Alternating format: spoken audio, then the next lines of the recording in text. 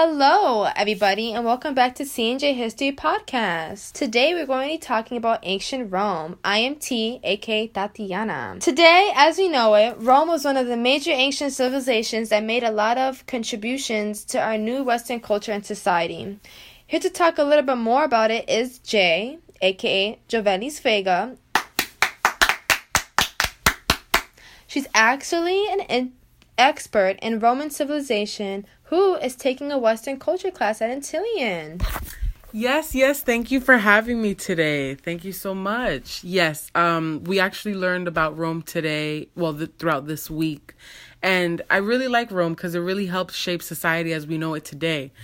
Without them, we wouldn't have things such as our plumbing, our language, calendar, government laws, etc. Just so much things.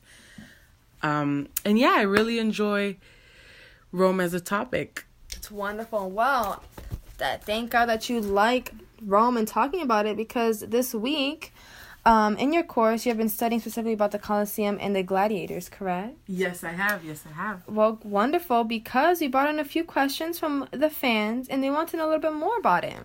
Awesome. All right, so we're going to start with question number 1. It's Patty from Ohio, and the first question is, nowadays, our culture continues to enjoy this type of entertainment that was brought to us by the Colosseum/Romans. Why do you think human beings enjoy it so much?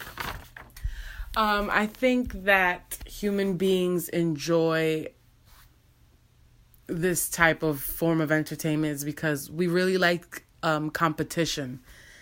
We see this type of entertainment, honestly, everywhere nowadays in sports such as football, soccer, even boxing, which is literally kind of two gladiators battling it out to see who bleeds more.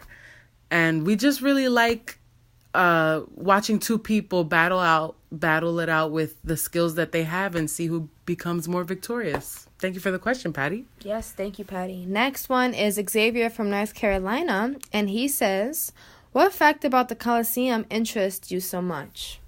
One fact that I learned this week, Xavier, one fact that I actually found interesting was because the Colosseum was used for theatrical purposes, they would actually fill up the Colosseum halfway with water and reenact scenes from the past of like old war stories and old victories that they had, which is really interesting that they had this architectural structure that retained water and then drained itself out. It's cool. That is very cool. Thank you for the question, Xavier. Next question we have is from Evie, and she is from Maryland. How do you think it's best to remember the Colosseum? As a historic battleground or as an institution where unnecessary blood was spilled? I think, Evie, it should really be remembered as both. Obviously, terrible things happened in the Colosseum. A lot of unnecessary deaths occurred, but I guess that's what just makes it a part of our history. And it was also really a beautiful piece of architecture that the Romans built. So I think recognizing it as both is best, in my opinion. Okay. Thank you, Evie. Next question is Albert, and he is in New York. Do you think that the life of a gladiator should have been more prestigious, or was it unjust? I do believe that the gladiators had a rough time. I think because a lot of them were slaves in the beginning, and